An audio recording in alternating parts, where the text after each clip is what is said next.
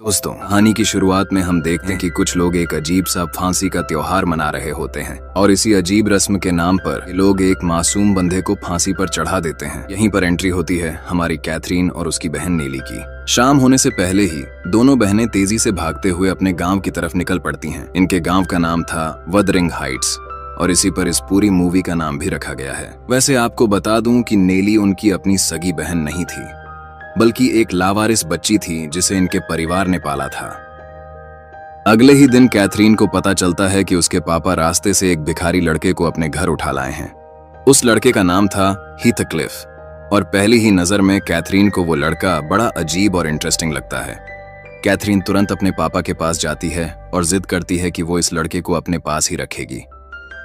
अब हीथक्लिफ के आने के बाद कैथरीन अपना सारा वक्त बस उसी के साथ बिताने लगती है, लेकिन इस चक्कर में वो धीरे धीरे नेली को जैसे बिल्कुल इग्नोर ही करने लगती है।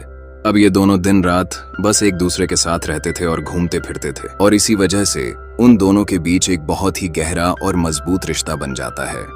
एक दिन उनके पापा उन दोनों पर बहुत गुस्सा होते हैं क्योंकि उनकी वजह से उनका बर्थडे खराब हो गया था। हीथक्लिफ दोनों बहनों को बचाकर कमरे से निकाल देता है और खुद अकेले उनके पापा से बुरी तरह पिट जाता है। दर्द में तड़पते हुए हीथक्लिफ कैथरीन से कहता है कि तुम बस हमेशा मेरे साथ रहना, मुझे कभी छोड़ना मत।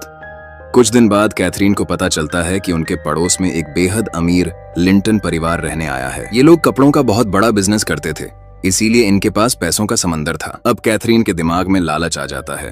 वो सोचती है कि अगर इस अमीर खानदान में उसकी शादी हो जाए तो मजा आ जाए। अब जब भी कैथरीन हीथक्लिफ के साथ होती, वो बस उस अमीर लिंटन फैमिली की ही तारीफें करती रहती। एक दिन अपना मूड ठीक करने के लिए कैथरीन भटकते हुए सीधा उन्हीं अमीर लोगों के महल तक जा पहुंचती है। वहां वो खिड़की से छुपकर एडगर और उसकी बहन इसाबेला की बातें सुनने की कोशिश करती है, लेकिन तभी वो पकड़ी जाती है और कुछ दिन बाद वो अपने पापा को एक लेटर भेजती है। लेटर में लिखा था कि वो अब उन अमीर लोगों के साथ ही रह रही है और बहुत ऐश की जिंदगी जी रही है।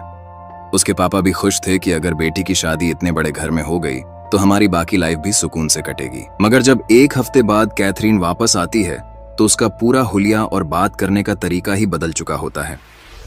हीथक्लिफ उस पर बहुत गुस्सा होता है क्योंकि उसे लगता है कि कैथरीन अमीरी देखकर बदल गई है। लेकिन हीथक्लिफ उसके पास आता है, उसका हाथ पकड़ता है और कहता है कि मैं पूरी दुनिया में तुम्हारा पीछा नहीं छोड़ूंगा। इसी बीच वो अमीर लड़का एडगर सीधा कैथरीन के घर शादी का रिश्ता लेकर आ जाता है। कैथरीन अमीरी के लालच में आकर बिना सोचे समझे तुरंत शादी के लिए हाँ कर देती है। हालांकि वो दिल ही दिल में हीथक्लिफ से प्यार करती थी, पर वो एक गरीब के साथ जिंदगी नहीं निकालना चाहती थी। वो नेली से कहती है कि मैं हीथक्लिफ